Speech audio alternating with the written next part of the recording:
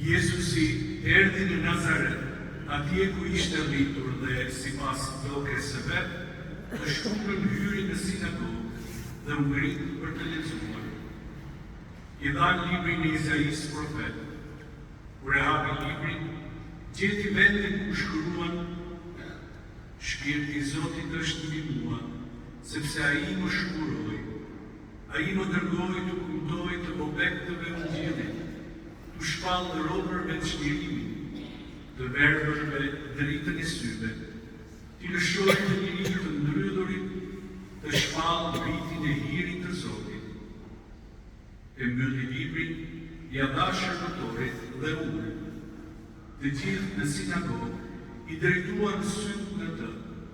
Atëherë u tha: sot shkoi në vend kjo pjesë e shkrimit shenjtë që e dëgjuat me veshët tuaj.